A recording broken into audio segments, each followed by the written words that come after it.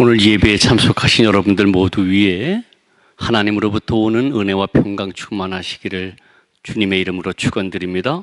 아멘. 오늘 성령 강림조로 19째 주일이죠.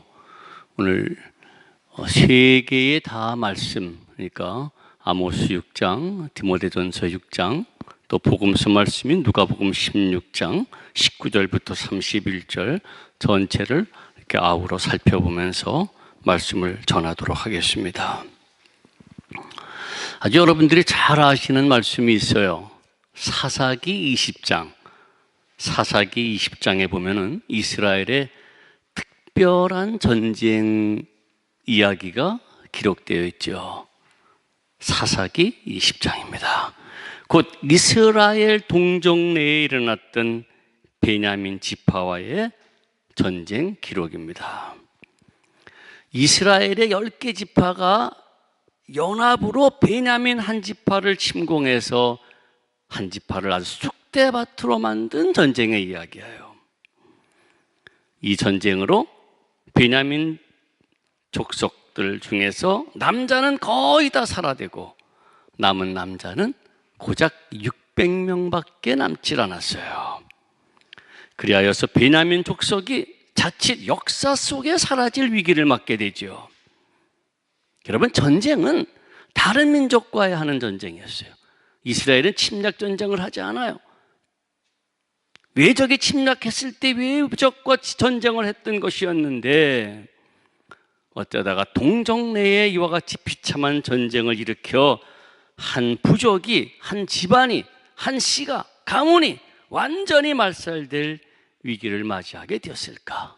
도대체 왜 그랬을까라고 하는 것이죠.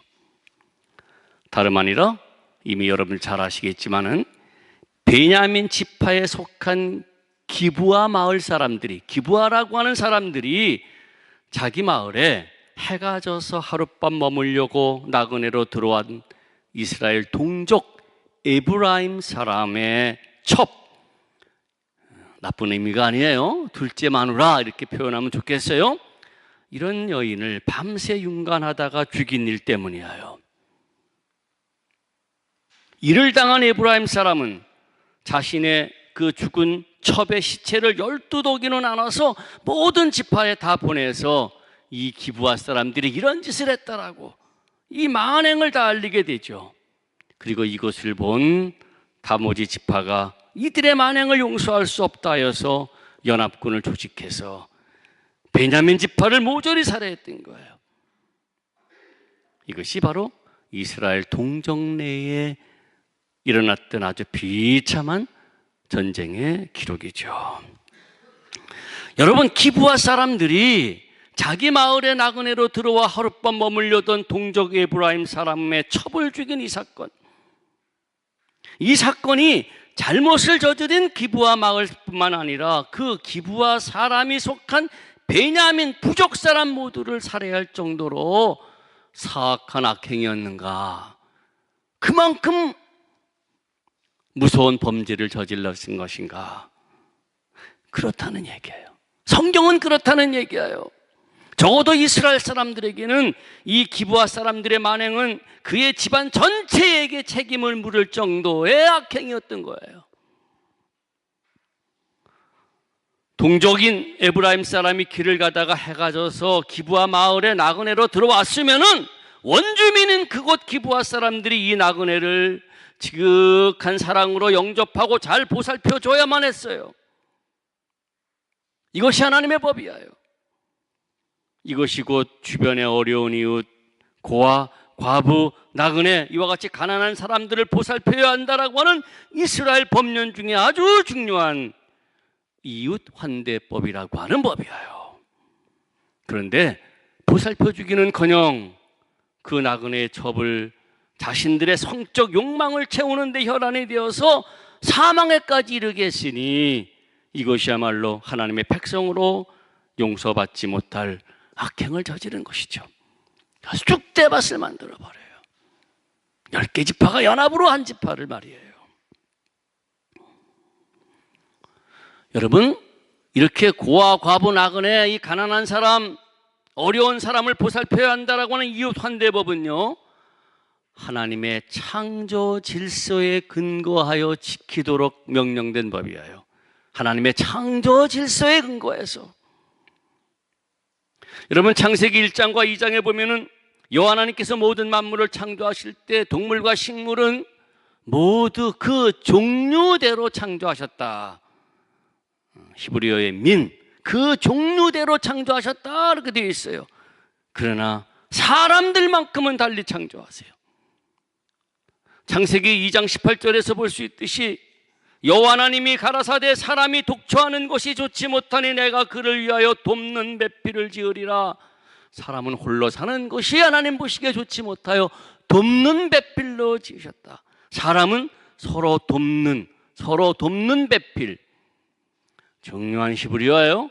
에젤 크네기도, 에젤 크네기도라고 하는 관계적 존재로 지었다 그랬어요.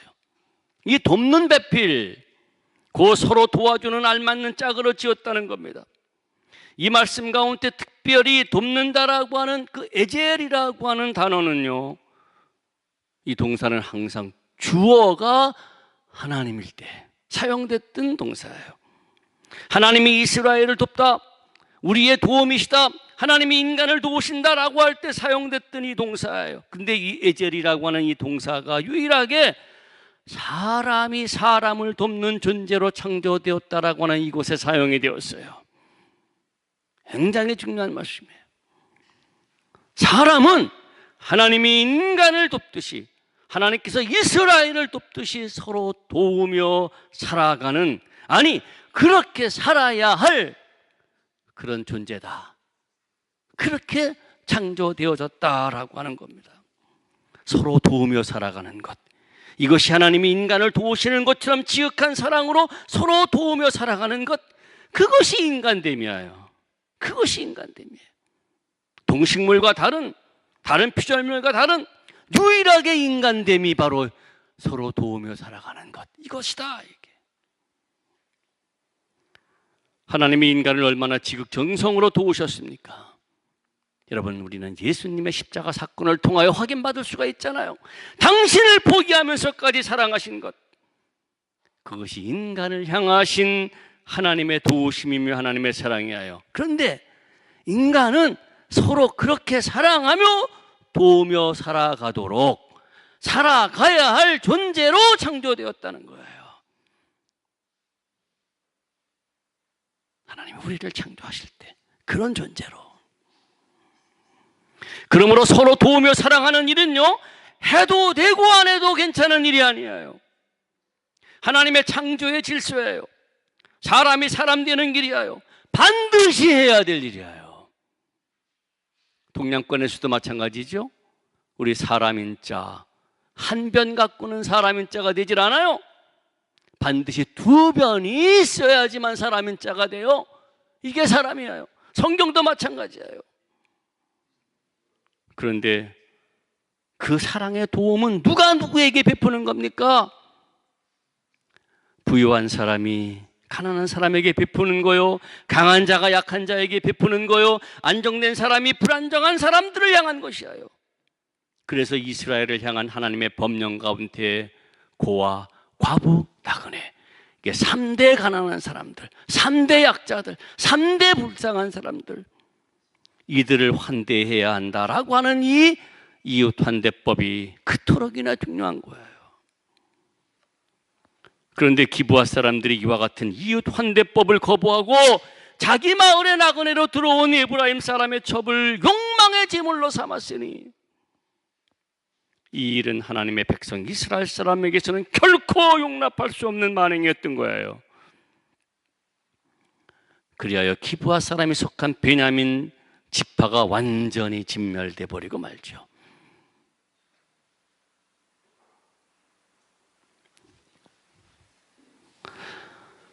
사랑하는 여러분, 그런데 우리는 오늘 이 기브아 사람들의 만행을 아모스 6장 1절부터 7절에서도 볼 수가 있어요. 여러분, 성경을 다시 한번 펼쳐놔 보세요.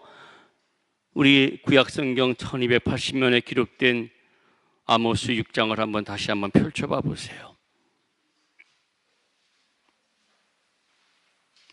그리고 제가 1절을 읽어보겠습니다. 화 있을진저. 뭔 말인 줄 아세요? 저주받아라 라고 하는 말이에요. 화 있을진저 시온에서 안일한 자와 사마리아 산에서 마음이 든든한 자, 곧 열국 중에 우승하여 유명함으로 이스라엘 족속에 따르는 자들이요. 여러분, 아모스는 지금 저주를 퍼붓고 있어요. 누구에게? 시온에서 안일한 자, 남유대의 수도예요. 하나님의 거룩한 집에서 지금 예배드리고 있다라고 하는 그들. 또 한 사람, 사마리아 산에서 마음이 든든한 자, 북이스라엘의 수도, 오늘날 서울 사람들에게. 그래요, 남유대 수도 예루살렘 시온 성전에서 예배드리고 있는 남유대 서울 사람들과 북이스라엘의 서울 수도인 사마리아 사람들을 향하여 저주를 퍼붓고 있어요. 이들은 지금 마음이 든든한 사람이라고 해요. 이들이 마음이 든든하다라고 하는 것은 경제적으로 부유하고요, 정치적으로 안정되어 있고요, 종교적으로 부흥해서 열국 중에서 우승하였다, 곧 스스로 1등 국민이라고 자부하는 데서부터 생긴 거예요. 든든해요. 그래서 백성들이 이들을 따라요, 흠모하고 있어요. 그런데 이들에게 화가 있을 것이라고 하는 하나님의 말씀을 선포한 거예요. 왜?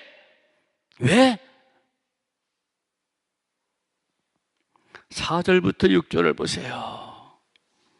이들은 말입니다, 상아로 만든 침상에 누워서 기지개를 켜고 고기 중에서도 아주 지극히 여리여리한 어린 양고기, 송아지 고기를 먹고 비파에 맞춰서 노래를 짓거리고 마치 자신이 다윗 왕이나 된 것처럼 악기를 동원하여 향락을 즐기고 대접으로 술을 퍼마시고 온갖 귀한 기름으로 몸에 바르면서도 6절 하반절 보세요. 뭐라고 했습니까? 요셉의 환난을 인하여서는 근심치 아니하는 자로다. 요셉의 환난이 뭔지 아시나요? 형제들의 어려움에 대하여서는 지금 무관하고 있다, 무관심하고 있다는 거예요. 즉 시온에서 제사를 드리는 예루살렘 사람들과 사마리아 사람들이 자신들은 온갖 부귀영화를 누리고 호의호식하면서 열심히 시온산에서 예배도 잘 드리면서 정작 옆에 있는 동족들의 아픔과 고통에 귀를 기울이지 않고 있다는 거예요. 이들은 지금 이웃들이 굶든 굶어 죽든 말든 세상이 망하든 흥하든 자기들만의 향락을 누리고 있어요. 옆에 동족들은 지금 헐벗고 굶주리고 있는데, 이것이 저 기브아 사람들과 동일하게 이웃 환대법을 무시하고 있는 만행이에요. 당연히 보살펴야 할 이웃에게 관심을 기울이지 않고 오직 자기들의 부귀영화만을 즐기고 있는 거예요. 그러니 어찌 이들의 미래가 평안할 것인가? 이런 그들에게 아모스가 하나님의 심판을 외쳤던 거예요. 화 있을진저, 저주받아라. 어떤 저주냐? 7절 말씀이에요. 그러므로 저희가 이제는 사로잡히는 자 중에 앞서 사로잡히리니 기지개 켜는 자의 떠드는 소리가 그치리라. 이웃의 어려움을 외면한 그들을 이제 하나님이 심판하시어 그들을 포로로 잡혀가게 할 것이라는 얘기입니다. 그러면은 밤새 향락에 빠져 늦은 아침이 되어서야 상하상에서 일어나 기지개를 폈던 그 소리도 그칠 것이라는 얘기예요. 그들의 호의호식했던 향락을 즐겼던 운명도 끝날 것이다, 그런 말씀이에요.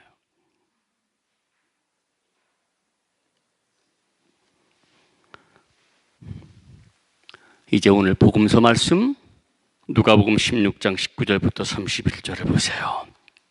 잘 아시는 말씀이죠? 부자와 거지 나사로의 비유예요. 부자는 자색 옷과 고운 베옷을 입고 날마다 호화로이 연락했지만 가난한 거지 나사로는 병든 몸으로 그 부자의 대문에 누워서 부자의 상에서 떨어지는 것으로 배를 채우려고 했어요. 하지만 개들만 몰려와서 그의 헌대를 핥았다는 겁니다. 근데 부자와 나사로가 죽은 후에 두 사람의 운명이, 상황이 완전히 반전되지요. 호화로이 연락하던 부자는 음부의 불구덩이에서 심한 고통을 받고 거지 나사로는 아브라함의 품에 안겨요. 도대체 무엇이 이 두 사람의 상황을 반전시켰을까요? 이유가 뭘까요? 부자는 예수님을 믿지 않았기 때문에 구원을 받지 못하고 나사로는 예수님을 믿었기 때문에 구원을 받게 되었을까요? 본문은 이런 교리적인 적용이 불가능하죠. 그럼 부자는 부자이기 때문에 지옥에 갔고 나사로는 거지였기 때문에 천국에 갔다는 말입니까? 그래요. 우리 성경에는 얼핏 그런 말씀도 있어요. 잘 아시는 말씀이죠. 부자가 하늘나라에 들어가는 것보다 낙타가 바늘기로 빠져나가는 것이 쉽다는 말씀. 그래서 그렇게 볼 수도 있어요. 25절을 문자적으로 이해하면 그렇게 볼 수가 있어요. 25절 제가 한번 읽어볼게요. 아브라함이 가로되 너는 살았을 때 네 좋은 곳을 받았고 나사로는 고난을 받았으니 이것을 기억하라. 이제 저는 여기서 위로를 받고 너는 고민을 받느니라. 얼른 이 구절을 문자적으로 보면은 이 세상 사는 동안에 잘 먹고 잘 입은 부자는 지옥에 가고 못 먹고 못 입은 가난한 사람은 천국에 간다라고 이해할 수가 있어요. 그렇다면 우리 모두는 구원받기 위하여 전부 다 거지가 되어야겠죠. 예수님이 전하려고 하는 말씀은 그런 의미가 아니에요. 여러분, 사실 요 25절 말씀이 이 두 사람의 상황의 완전히 반전된 원인이 무엇인지를 알 수 있는 말씀이에요. 음부의 불구덩이에 고통받고 있는 부자를 향한 아브라함의 말씀이죠. 이 말씀은요, 부자는 지옥 가고 거지는 천국 간다라고 하는 구원의 공식을 알려주는 말씀이 아니에요. 부자에게 중요한 사실을 깨닫게 하고 지금 음부에 들어와 있는 자기 처지에 대하여서 아무런 항변을 할 수 없게 하는 말씀이었어요. 25절 다시 한번 제가 읽을게요. 지금 아브라함이 부자에게 하는 말이에요. 너는 살았을 때 네 좋은 곳을 받았고 나사로는 고난을 받았으니 이것을 기억하라. 이거 기억하라. 이제 저는 여기서 위로를 받고 너는 고민을 받느니라. 여러분, 이것을 기억하라. 아브라함은 부자에게 이 땅에서 살았던 그의 인생을 기억해봐라. 미무네스코마이라고 하는, 미무네스코마이, 돌이켜 생각해봐라. 너 세상 살 동안에 그것을 한번 미무네스코마이, 한번 회상해봐라. 세상 살았을 때 호화로이 연락했던 그때의 네 삶을 돌아봐라. 이것은 부자에게 스스로 자신의 삶이 하나님 보시기에 과연 합당하게 살았는지를 생각해 보라고 하는 것이었어요. 너는 자색 옷과 고운 옷을 입고 호화로이 연락했지. 누릴 수 있는 향락, 위로 다 받았지. 그러면서 기억해봐.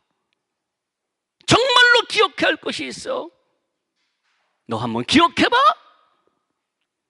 네 대문에 누워 네 상에서 떨어지는 부스러기로 굶주린 배를 채우려 했던 온몸에 종기가 났던 나사로 너 기억하느냐 얘기예요.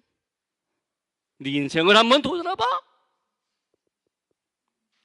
네 대문에서, 네 옆에서 그 처절한 굶주림과 병듦으로 고통스러운 시간을 보냈던 나사로 너 기억하느냐? 네 그런 부유한 인생 가운데 네 옆에 있었던 그 나사로를 기억하느냐? 만약 기억하지 못한다면은 그것이 문제야. 분명 나사로는 부자의 대문에 누워 있었잖아요. 부자의 상에서 떨어지는 부스러기로 허기진 배를 채우려고 했죠. 그 부스러기가 뭡니까? 부유한 사람들이 식사하기 때에 물수건을 닦아서 손을 닦고 버리듯이 먼저 빵 조각으로 닦아서 버렸던 그것으로 좀 배불려려 했던 그 나사로 옆에 있었어요. 그런데 그것을 기억하지 못한다면은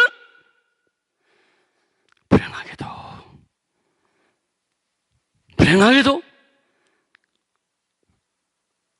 부자는 나사로를 외면했기 때문이에요. 그 옆에 있었어요. 무관심했기 때문이에요. 무관심했기 때문에 그를 위로하지 않았어요.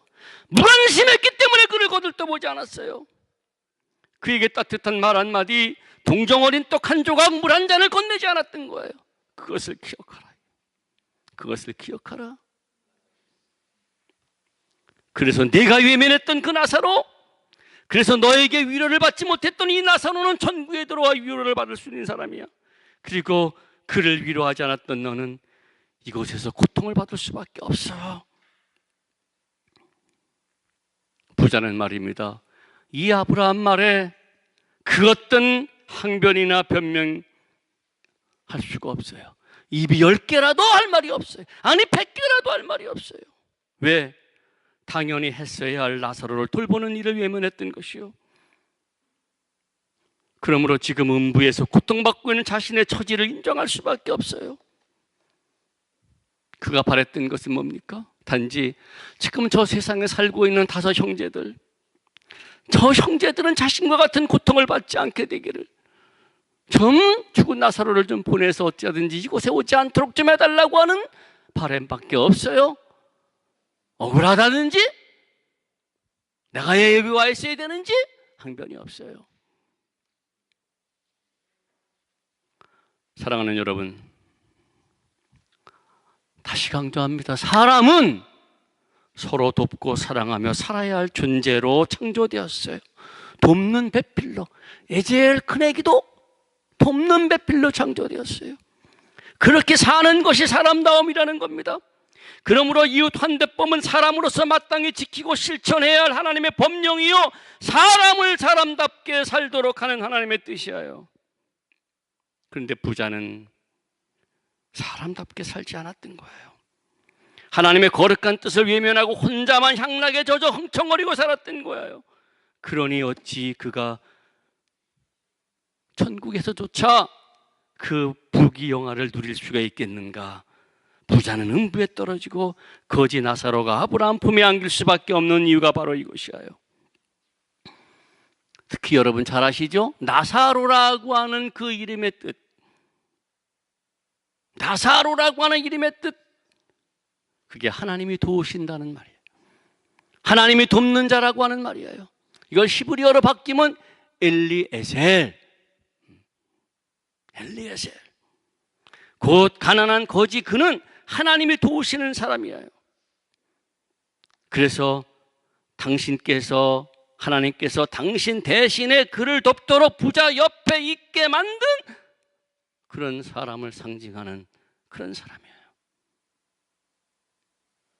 그러므로 부자는 거지 나사로를 마땅히 도우며 살아야 했던 것이죠. 이게 바로 에제엘 큰애기도, 곧 돕는 배필로 창조된 사람의 삶이다라고 하는 거예요. 그런데 이 부자가 이 세상 살 때 하나님의 뜻을 외면한 채 사람답게 살지 않았어요. 그러니 어찌 하나님께 영접받을 수가 있겠는가라고 하는 것이죠.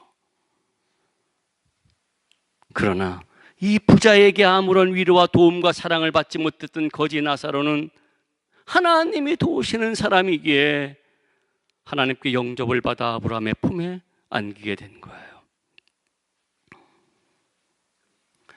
여러분, 이 부자와 거지 나사로의 비유는 누구에게 하신 말씀인가 한번 확인해 볼까요? 우리 16장 14절 한번 보세요.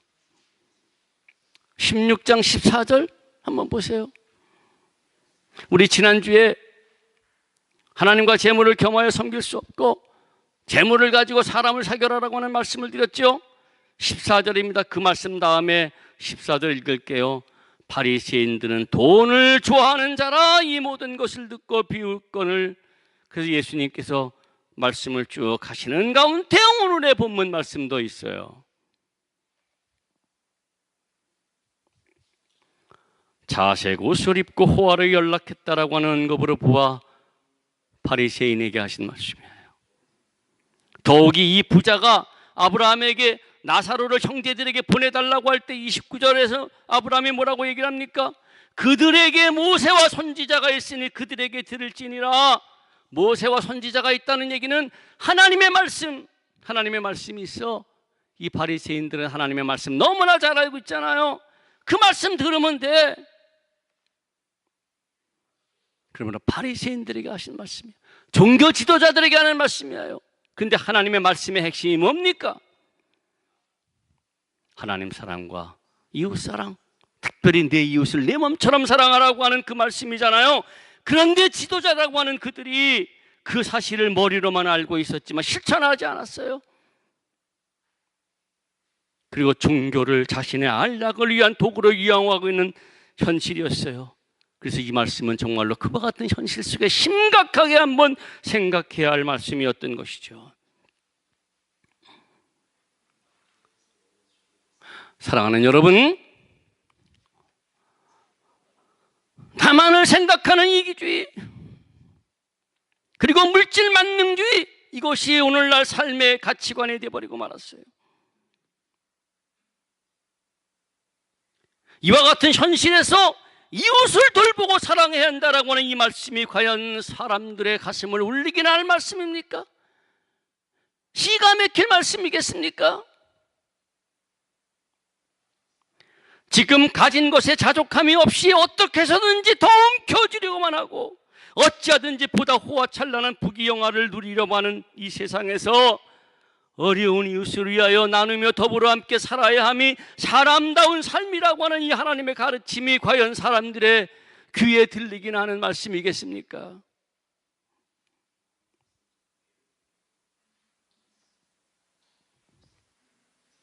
세상은 말입니다, 그렇게 사는 것이 어처구니 없는 바보짓이나 하는 짓이라고, 그렇게 살다가 어찌 이 험한 세상을 살겠노라고 우스운 짓 집어치우라고 할 거예요.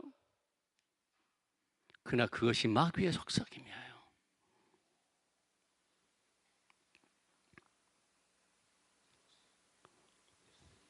우리는 그렇게 우리한테 요구하는 것이 마귀의 속삭임을 깨달아야 돼요. 마귀는 말입니다, 심지어 구원받는 것은 믿으면 되는 것이지 선행이 뭐가 필요하냐고, 그렇게 살지 않아도 된다라고 유혹해요. 그런 교리를 내세우며 하나님의 뜻을 실현하지 않도록 하는 사탄의 꾀임도 우리는 거부해야 돼요. 오늘 디모데전서 6장 6절 이하에서 바울이 뭐라고 얘기를 합니까? 부자가 되려고 돈을 사랑하는 것이 악의 뿌리다. 악의 뿌리야. 그러면서 이렇게 권면해요. 11절 12절이죠. 오직 너 하나님의 사람아, 이것들을 피하고, 무엇을 피하라는 말입니까? 부자가 되고자 돈에 욕심내는 것을 피하고 의와 경건과 믿음과 사랑과 인내와 온유를 쫓으며 믿음의 선한 싸움을 싸우라. 영생을 취하라. 이를 위하여 네가 부르심을 입었고 많은 증인 앞에서 선한 증거를 증거하였도다. 사랑하는 여러분, 우리가 싸워야 할 믿음의 선한 싸움은 말입니다, 다름 아니라 이 세상의 가치관을 따르지 않는 거예요. 거부하며 살아가는 거예요. 홀로 부유해지려고 하는 것을 멀리하는 것, 바로 이 믿음의 선한 싸움을 하는 거예요. 세상 사람들은 돈이 최고라고, 그래서 보다 더 부자가 되겠다라고 이웃을 외면하고 오로지 자신만을 위하여 살아가는 이 현실에서 하나님의 사람인 우리는 지금 받은 것에 만족하고 자족하며 하나님의 뜻대로 이웃들을 돌보는 돕는 배필로 살아가는 것, 이게 바로 선한 믿음의 싸움, 영적 전쟁을 하는 것이야. 여러분, 이렇게 살아가는 것은 결코 쉬운 일은 아니에요. 나를 포기해야 하는, 그러면서 시대를 거슬러 살아가야 하는 것이 이게 쉬운 일은 아니에요. 그래서 자신의 삶을 오직 하나님께 맡기는 굳건한 믿음과 어찌하든지 하나님의 뜻에 순종하려고 하는 용기와 노력이 필요해요. 그런데 이런 삶이 바로 하나님의 사람으로서 의와 경건과 믿음과 사랑과 인내와 오유를 쫓는 길이라는 거예요. 예배나 드리고 기도나 하고 성경 말씀이나 공부하는 것, 이거 경건하고 믿음과 사랑과 인애와 온유를 찢는 뛰어넘어야 돼요. 어떻게? 이웃사랑을 실천하는 것. 이것이 바로 하나님의 사람으로서의 삶이라는 거예요. 그리고 이런 사람들에게 영생이 주어진다 얘기죠. 사랑하는 여러분, 우리 모두 영생을 얻어야 하지 않을까요? 우리 믿음의 선한 싸움을 싸워야 해요. 나에게만 향했던 눈, 이 관심을 우리 주변으로 돌려야 해요. 그러면 나사로가 발견될 거예요. 미처 발견하지 못했던 우리의 나사로는 하나님이 도우시는 사람으로 하나님께서 당신 대신에 우리 옆에 두어서 우리 보고 도우라고 우리 곁에 둔 사람들이에요. 내 곁에는 나사로가 없다고요? 혹 무관심하지 않았나요? 이들을 발견하고 이들에게 사랑의 손길을 펼쳐야 돼요. 돕는 배필, 에젤 큰에게도 곧 하나님이 창조하신 사람답게 우리 살아야 하죠. 아무쪼록 우리 모두 이웃을 위하여 비록 작지만은 정성스러운 사랑의 나눔을 실천함으로 여기 계신 분들 한 분도 빠짐없이 모두 영생을 얻게 되기를 주의 이름으로 축원합니다. 아멘. 모든 지각에 뛰어난 하나님의 평강이 그리스도 예수 안에서 여러분의 마음과 생각을 지키시리라. 아멘. 봉헌영과 함께 부르겠습니다.